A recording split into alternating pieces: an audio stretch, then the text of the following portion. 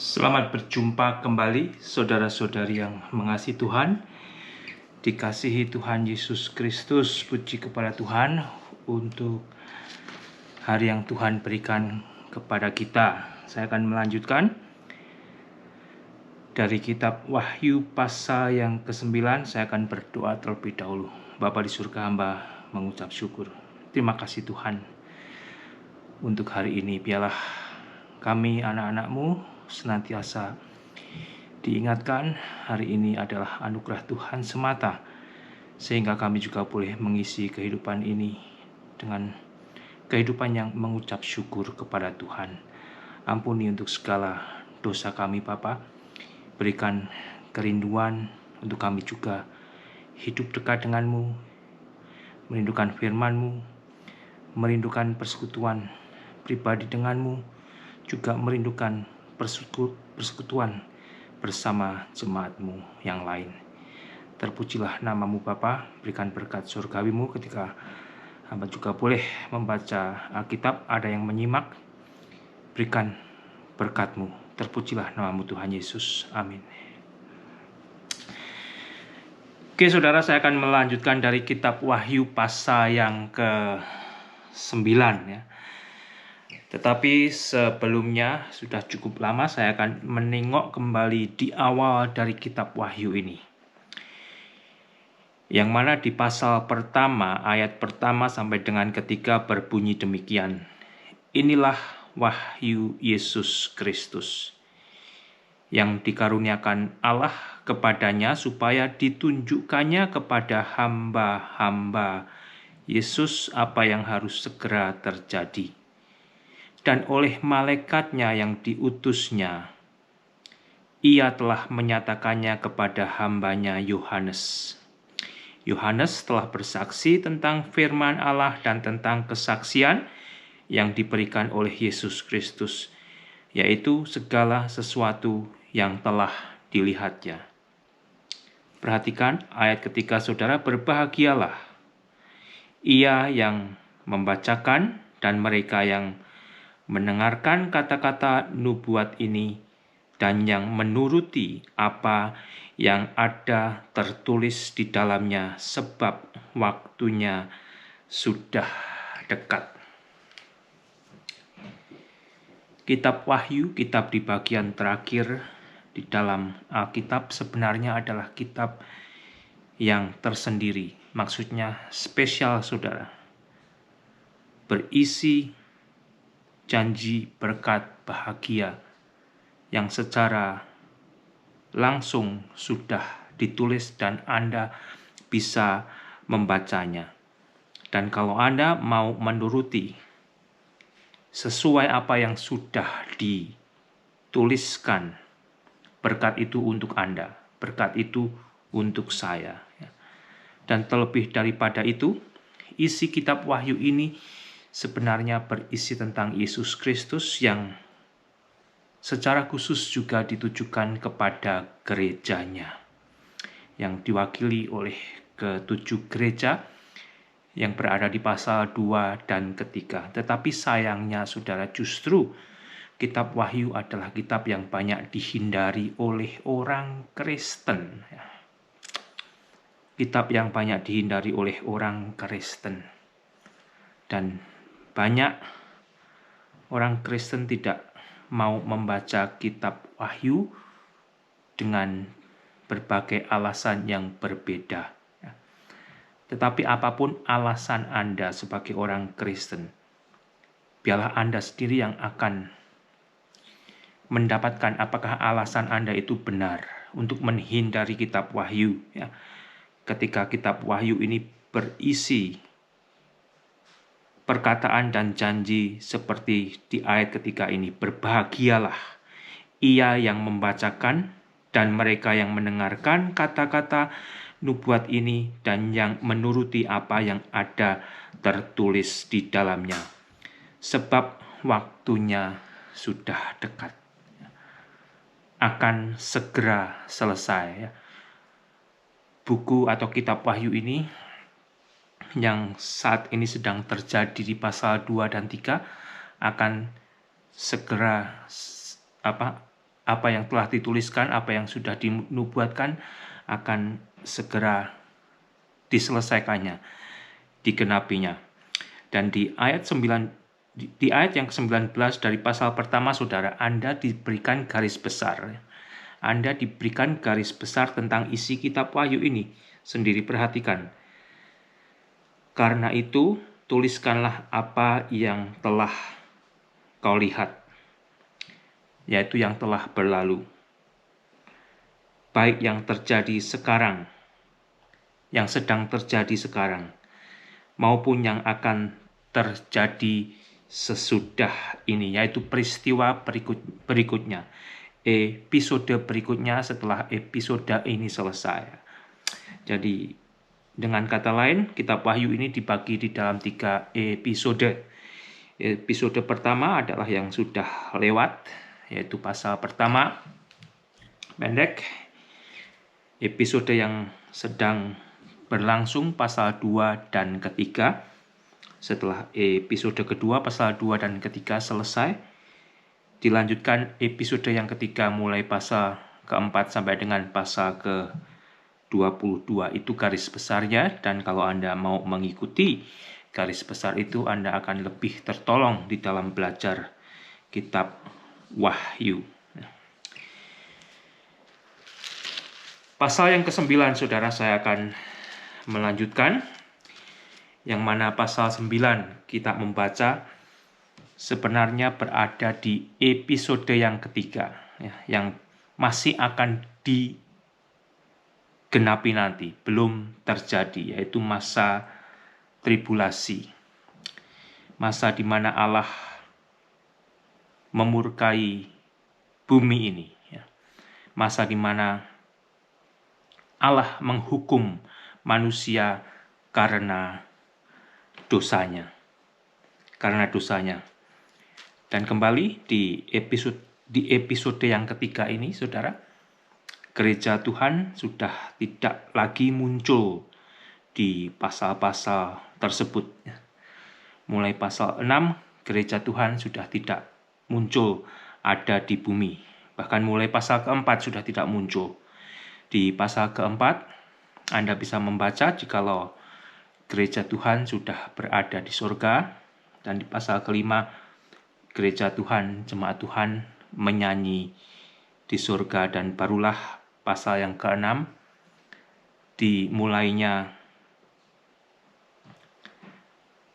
munculnya apa yang disebut antikristus, Mesias palsu, awal dari masa 7 tahun tribulasi yang diawali dengan damai sementara.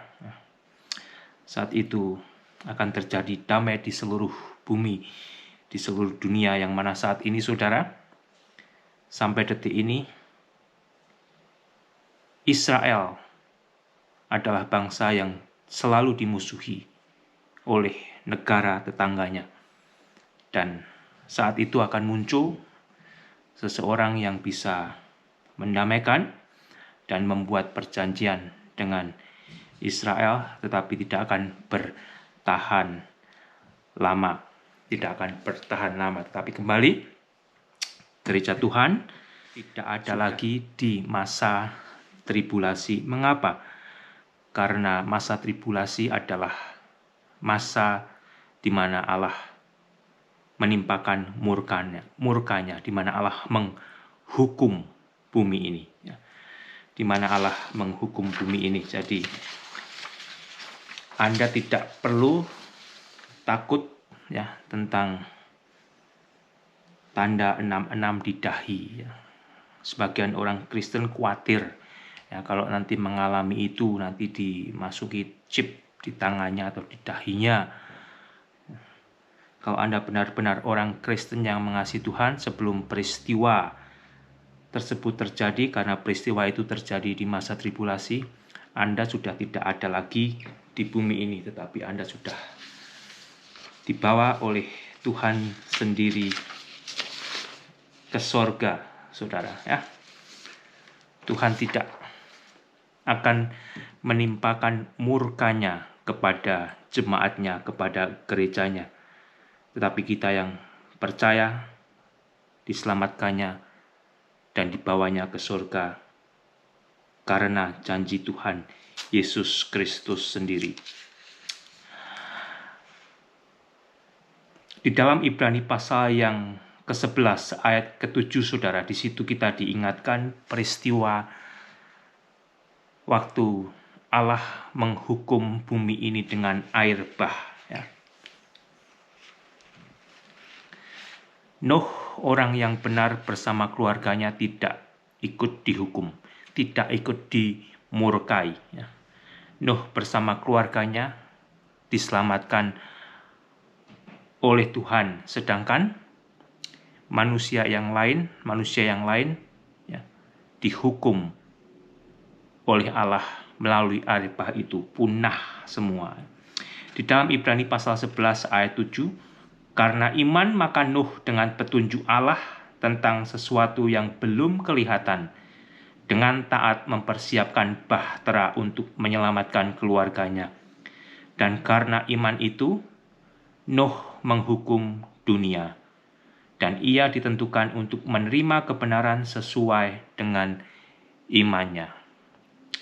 Nuh sebagai orang yang hidup takut akan Tuhan, ketika masa murka Allah itu ditimpakan ke bumi ini melalui air bah, Nuh diselamatkan oleh Allah. Demikian juga nanti di masa tribulasi tiba, masa di mana murka Allah kembali akan ditimpakan ke bumi ini kepada manusia yang sudah dipenuhi oleh dosa. Orang-orang yang takut akan Tuhan, orang-orang yang sudah dikuduskan oleh Allah di dalam Yesus Kristus, yang menjadi bagian daripada jemaat Tuhan, gereja Tuhan, tidak akan ikut dihukum, ya. Tidak akan ikut dimurkai oleh Allah bersama mereka-mereka yang berdosa. Demikian juga kalau Anda teringat dengan peristiwa Lot, ya, sebelum Allah menghukum Sodom dan Gomora. Lot bersama kedua anaknya, hanya mereka akhirnya yang diselamatkan. Karena yang lain, termasuk calon menantunya, mereka mengira itu hanyalah olok-olok belaka. Saya akan baca dari Kejadian 19, mulai ayat 12, saudara. Lalu kedua orang itu berkata kepada Lot, "Siapakah kaummu yang ada di sini lagi?" Yaitu malaikat tersebut. "Menantu atau anakmu laki-laki, anakmu perempuan, atau siapa saja kaummu di kota ini. Bawalah mereka keluar dari tempat ini. Sebab kami akan memusnahkan tempat ini karena banyak keluh kesah orang tentang kota ini di hadapan Tuhan. Sebab itulah Tuhan mengutus kami untuk memusnahkannya." Keluarlah Lot, lalu ia berbicara dengan kedua bakal menantunya yang akan kawin dengan kedua anaknya perempuan. Katanya, "Bangunlah, keluarlah dari tempat ini, sebab Tuhan akan memusnahkan kota ini." Tetapi ia dipandang oleh kedua bakal menantunya itu sebagai orang yang berolok-olok saja. Bahkan ketika Lot bersama kedua anaknya dan istrinya ditarik keluar karena mereka berlambatan, dan akhirnya istri Lot tidak terselamatkan karena dia diperintahkan untuk tidak menoleh ke belakang, tetapi menoleh hatinya masih tertuju kepada kota tersebut. Di dalam 2 Petrus pasal kedua ayat yang ke-6, "Dan jikalau Allah membinasakan kota Sodom dan Gomora dengan api, dan dengan demikian memusnahkannya dan menjadikannya suatu peringatan untuk mereka yang hidup fasik di masa kemudian." Ya. Ini semua sebetulnya adalah peringatan bagi manusia yang hidup di dalam dosanya, yang tidak mau bertobat. Mereka akan mengalami peristiwa yang serupa, yaitu di masa tribulasi nanti. Tetapi ia menyelamatkan Lot, orang yang benar, yang terus-menerus menderita oleh cara hidup orang-orang yang tak mengenal hukum, dan yang hanya mengikuti hawa nafsu mereka saja. Saudara, sebagai orang Kristen, tidakkah hati Anda sebetulnya saat ini tersayat-sayat ya? Atau Anda biasa aja melihat kehidupan manusia yang di dalam dosa? Apakah Anda justru menikmati tontonan-tontonan dosa yang Anda bisa tonton ya, yang tidak senonoh dan sebagainya? Tetapi di sini Lot yang diselamatkan oleh Allah, dia menderita melihat peristiwa-peristiwa tersebut terjadi di sekitar dia, saudara. Sebab orang benar ini tinggal di tengah-tengah mereka dan setiap hari melihat dan mendengar perbuatan-perbuatan mereka yang jahat, sehingga jiwanya yang benar itu tersiksa. Ya, tersiksa. Itu tandanya. Kalau Anda hidup dekat dengan Tuhan, kalau Anda hidup benar di hadapan Tuhan karena Anda sudah dibenarkan Allah di dalam Yesus, Anda akan tersiksa melihat perbuatan dosa yang berkuasa. Kalau Anda biasa aja justru menikmatinya, bahkan justru ya membagikannya di dalam media sosial Anda, hati-hati ya. Jangan sampai nanti kalau Tuhan datang untuk menjemput gerejanya, Anda ketinggalan, Anda tidak terbawa karena Anda tidak hidup benar di hadapan Tuhan. Maka nyata bahwa Tuhan tahu menyelamatkan orang-orang saleh dari pencobaan. Tuhan tahu, saudara, akan menyelamatkan jemaatnya nanti sebelum masa tribulasi itu datang. Dan tahu menyimpan orang-orang jahat untuk disiksa pada hari penghakiman. Seperti halnya di masa Nuh, demikian juga di masa Lot terhadap Sodom dan Gomora, demikian juga nanti. Apa yang akan terjadi di dalam peristiwa yang akan dimulai di Wahyu pasal 6, saudara. Tuhan tahu menyelamatkan orang-orang saleh dari hari pencobaan tersebut. Sebelum hari pencobaan itu tiba, sebelum hari atau masa tribulasi itu tiba, gereja Tuhan akan diselamatkan oleh Tuhan, akan dibawa ke surga.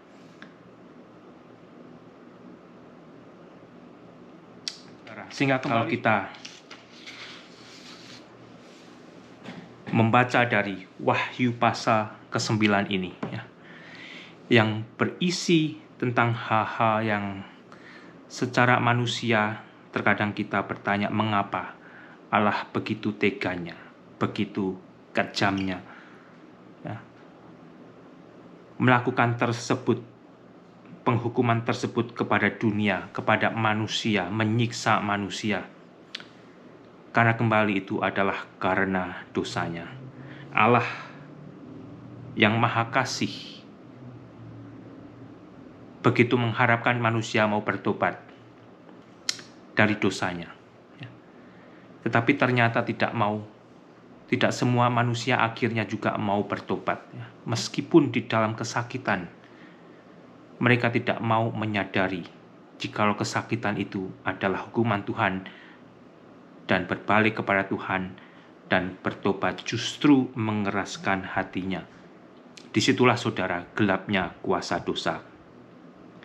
Di pasal ke-9 ayat pertama demikian bunyinya.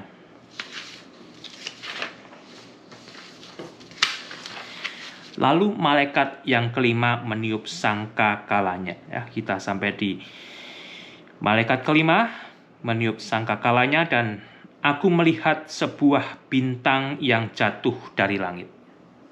Yohanes melihat sebuah bintang yang jatuh dari langit ke atas bumi dan kepadanya diberikan anak kunci lubang jurang maut. Di dalam bahasa Inggris lebih jelas, saudara, kondisi tentang bintang tersebut ya. Yohanes melihat bintang yang telah jatuh dari langit ke atas bumi dan kepadanya diberikan anak kunci lubang jurang maut. Jadi bintang itu sendiri sebagai simbolik.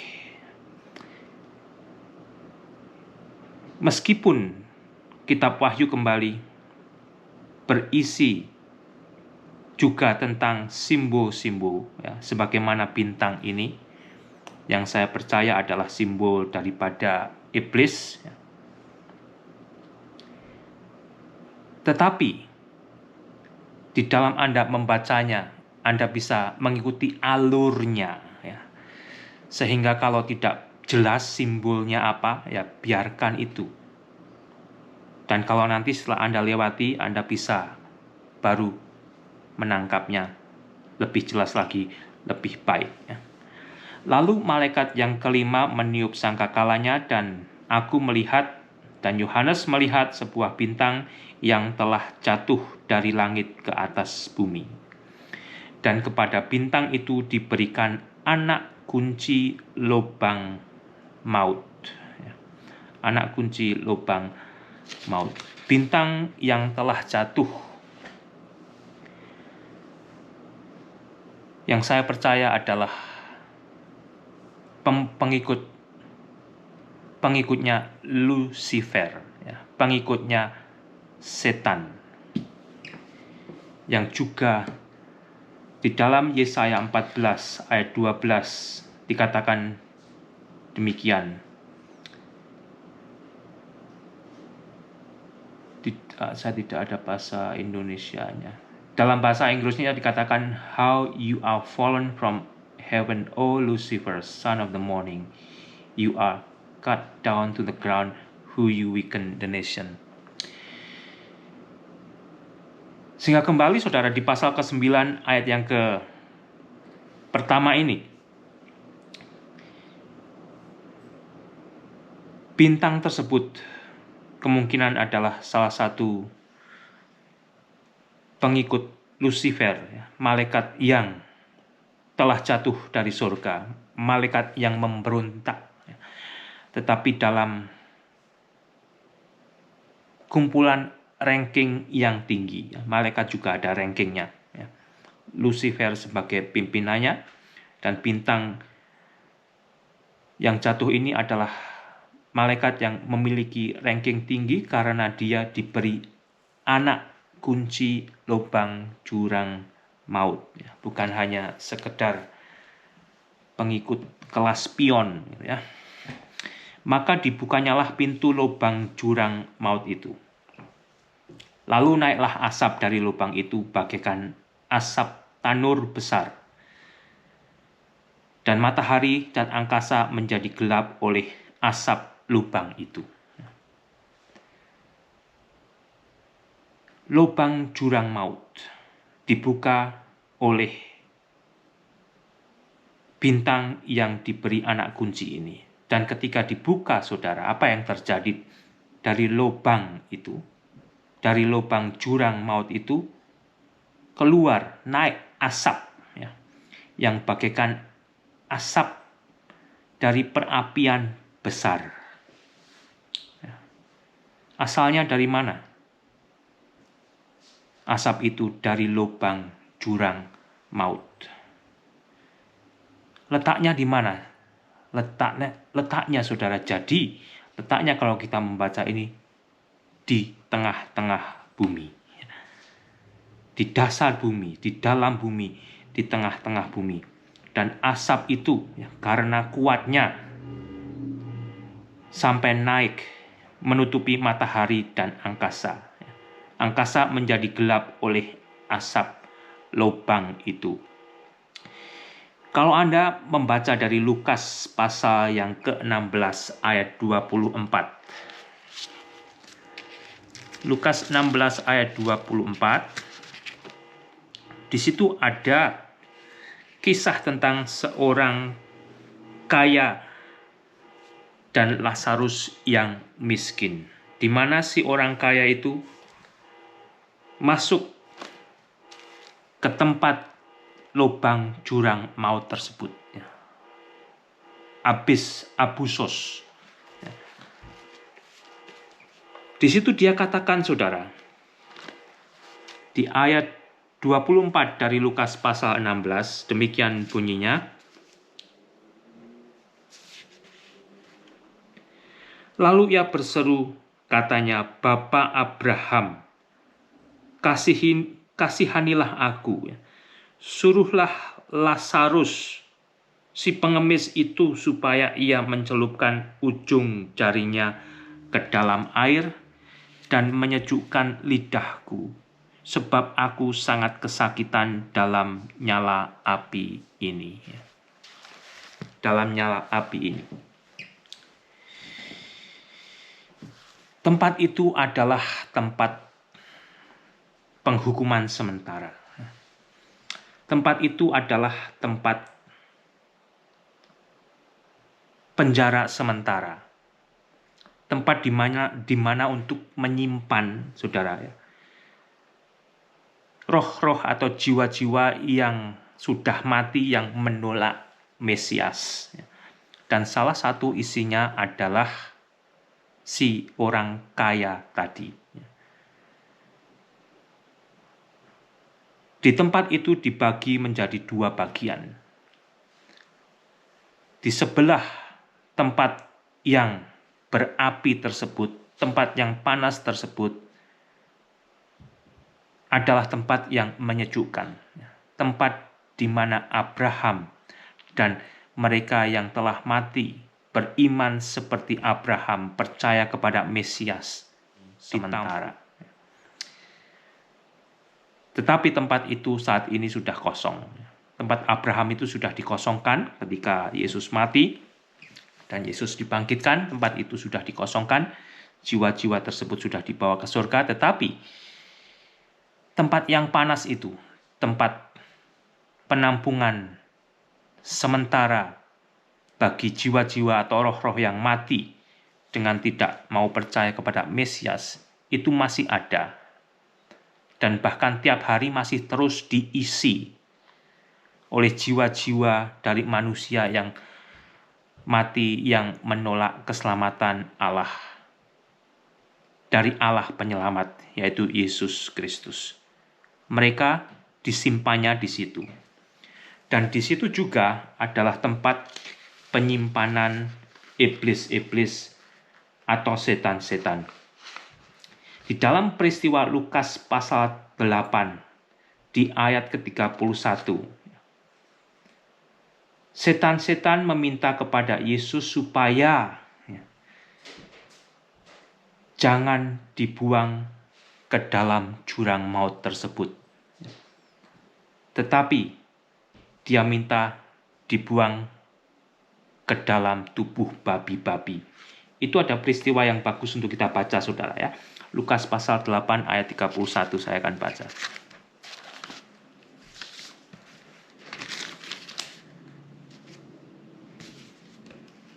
Mulai dengan 26. Lalu mendaratlah Yesus dan murid-muridnya di tanah orang Gerasa yang terletak di sebelah Galilea. Setelah Yesus naik ke darat, datanglah seorang laki-laki dari kota itu menemui dia. Orang itu dari kota itu menemui dia. Orang itu dirasuki oleh setan-setan dan sudah lama ia tidak berpakaian dan tidak tinggal dalam rumah, tetapi dalam pekuburan. Ketika ia melihat Yesus, ia berteriak lalu tersungkur di hadapan Yesus dan berkata dengan suara keras, "Apa urusanmu dengan aku, hai Yesus, Anak Allah yang Maha Tinggi?" Saudara, iblis itu mengenal Yesus, ya. Iblis mengenal Yesus. Ya, celakanya kalau manusia justru tidak mengenal Yesus. Manusia bisa belajar mengenal Yesus dari iblis sebenarnya. Kalau Anda belum mengenal Yesus, belajarlah dari iblis siapa itu Yesus.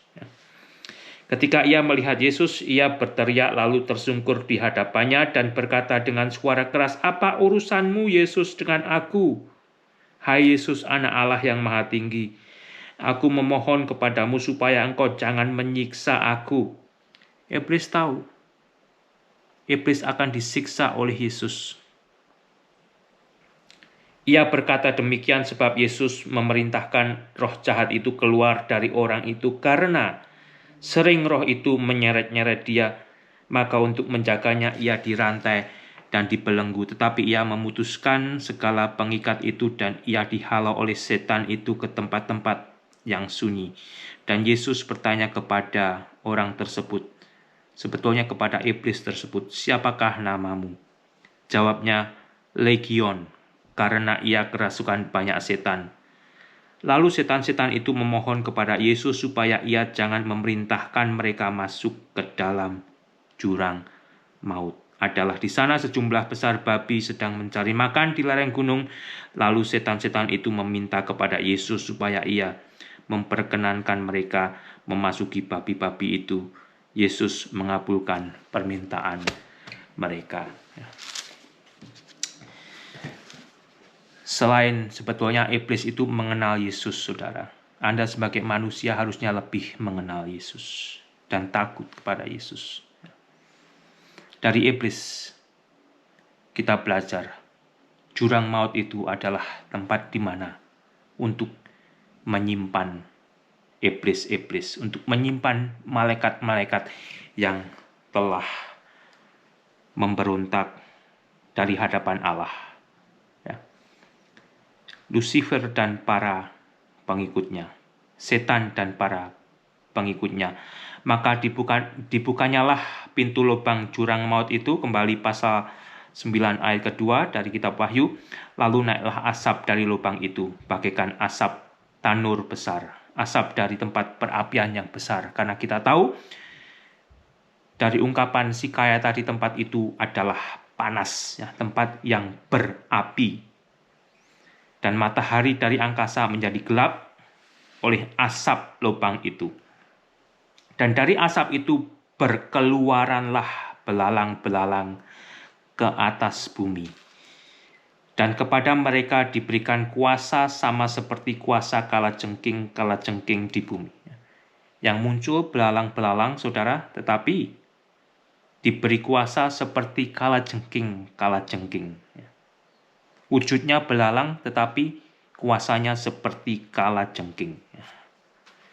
Dan kepada mereka dipesankan supaya mereka jangan merusakkan rumput di bumi atau tumbuh-tumbuhan.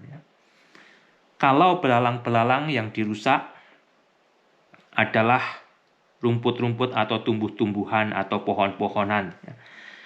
Tetapi belalang-belalang ini yang diberi kuasa seperti kalajengking ini justru dilarang untuk tidak merusak tumbuh-tumbuhan tersebut, rumput-rumputan, pohon-pohonan, melainkan hanya manusia yang tidak memakai meterai Allah di dahinya.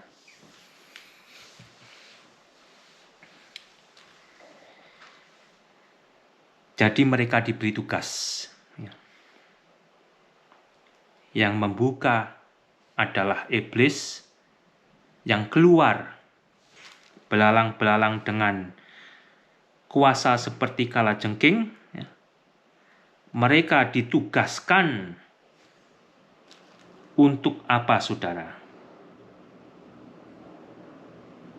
Untuk menyakiti manusia yang tidak memakai meterai Allah. Dan kepada mereka dipesankan supaya mereka jangan merusakkan rumput-rumput di bumi atau tumbuh-tumbuhan atau pohon-pohon, melainkan hanya manusia yang tidak memakai meterai Allah di dahinya. Ada dua macam. Mereka yang memakai meterai Allah di dahinya, yaitu 144.000 orang Yahudi, dan satu lagi mereka yang memakai meterai di dahinya, meterainya angka 666 atau di tangannya, itu yang diserbu, itu yang akan diserang oleh belalang-belalang yang berkuasa bagaikan kalajengking ini. Tetapi kembali tidak untuk menyerang yang 144.000 dari hamba-hamba Allah yang berasal dari suku Israel. Kembali saudara, 144.000 itu bukan orang Kristen. Kalau Anda baca baik-baik, ya, meskipun urutannya tidak seperti urutan yang berada di Perjanjian Lama, tetapi jelas mereka adalah orang-orang dari suku Israel. Itu bukan orang Kristen, itu bukan saksi Yehova, itu bukan yang lain-lain kecuali seperti apa yang sudah dituliskan di dalam Alkitab. Kalau kembali yang ada di Alkitab itu, kalau Anda baca make sense, jangan cari sense yang lain. Nanti jadinya jadi nonsense, Anda jadi bingung. Dan mereka bukan untuk membunuh manusia. Jadi mereka tidak diperbolehkan untuk membunuh manusia, melainkan hanya apa saudara? Hanya untuk menyiksa mereka 5 bulan lamanya. Dan siksaan itu seperti siksaan kalajengking apabila ia menyengat manusia. Kalau kalajengkingnya gede-gede saudara, seperti kalajengking di padang gurun. Ya, konteksnya di sini mungkin ceritanya juga padang gurun. Itu lain halnya dengan kalajengking kecil-kecil. Kalau itu menyengat manusia, demam, panas, dingin, kesakitan, mau mati tetapi tidak bisa mati. Dan itu diperintahkan untuk menyiksa manusia, untuk menyakiti manusia mereka yang tidak memiliki tanda dari Allah. Mereka itu diperintahkan untuk menyiksa orang-orang yang berdosa. Orang-orang yang menolak Tuhan selama 5 bulan, saudara. Selama 5 bulan, bayangkan ya. Disiksa selama 5 bulan, tetapi ada batasnya. Sakit sekali tidak bisa mati. Ya. Sakit sekali tidak bisa mati. Itu sebetulnya saudara, kesempatan pula bagi mereka untuk bertobat. Ya. Untuk bertobat setelah 4,5 bulan merasakan siksaan yang dahsyat. Mereka mestinya sadar. Lebih dahsyat lagi ketika nanti mereka pada akhirnya mati, dihukum dan dihakimi, dibuang ke dalam neraka. Itu kekal. Bukan hanya 4 bulan, 4,5 bulan, bukan hanya 5 bulan, tetapi selama-lamanya. Tetapi karena kedegilan hati manusia, tidak semua manusia mau bertobat. Sebetulnya waktu 5 bulan itu cukup untuk menyadarkan manusia untuk mau bertobat dan menerima keselamatan dari Allah di dalam Yesus Kristus. Tetapi kasusnya tidak selalu demikian yang terjadi, saudara. Dan mereka diperkenankan bukan untuk membunuh manusia, melainkan hanya untuk menyiksa mereka 5 bulan lamanya. Dan siksaan itu seperti siksaan kalajengking apabila ia menyengat manusia.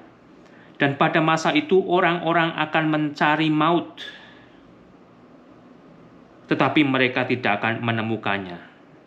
Orang-orang mau mati, orang-orang mau bunuh diri, tetapi tidak bisa. Tidak bisa, saudara. Dan mereka akan ingin mati, tetapi maut lari dari mereka. Bayangkan, mereka kesakitan, lebih pilih kalau mereka itu mati. Mereka milih bunuh diri daripada kesakitan, disiksa.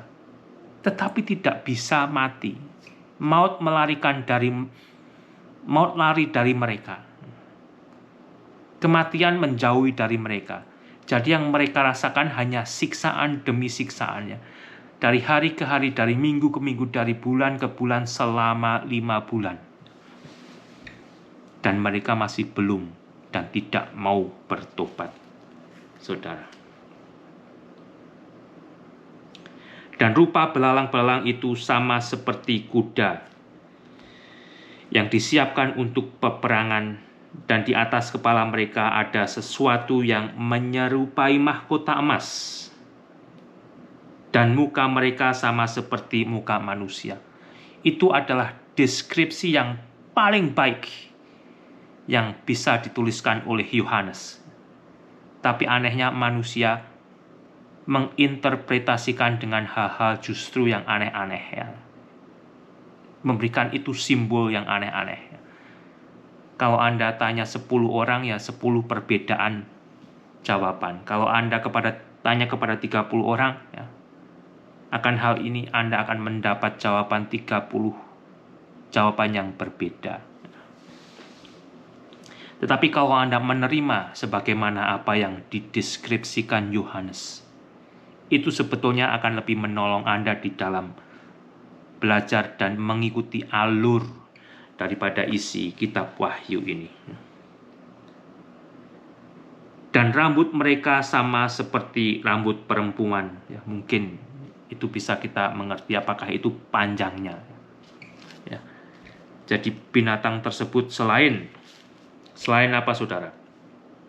Sama seperti kuda-kuda yang disiapkan untuk berperang.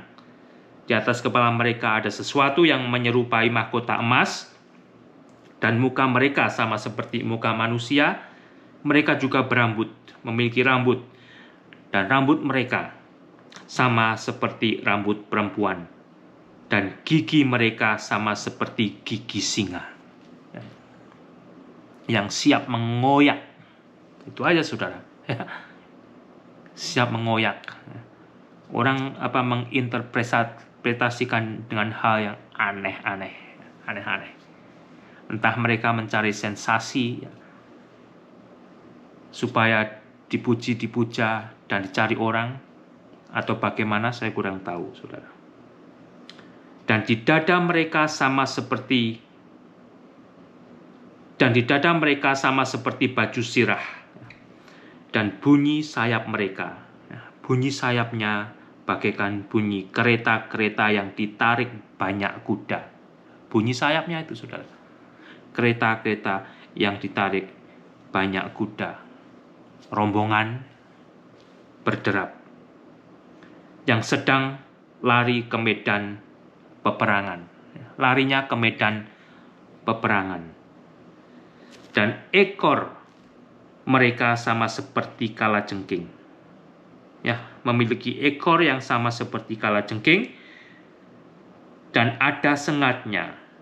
Di dalam ekor mereka itu terdapat kuasa mereka untuk menyakiti manusia 5 bulan lamanya. 5 bulan lamanya, saudara. Kalau Anda baca, waktu Allah menghukum bumi ini dengan air bah, itu juga selama 5 bulan. Dan di sini juga Allah akan menyiksa, Allah akan menghukum manusia yang berdosa selama 5 bulan. Dan raja yang memerintah mereka ialah malaikat jurang maut. Ternyata ada rajanya, saudara. Ada rajanya. Malaikat jurang maut. Apakah itu istilahnya asistennya Lucifer? Tidak dijelaskan.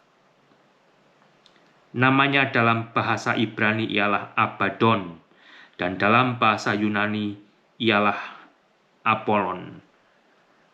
Abaddon artinya hancur. Apollon penghancur.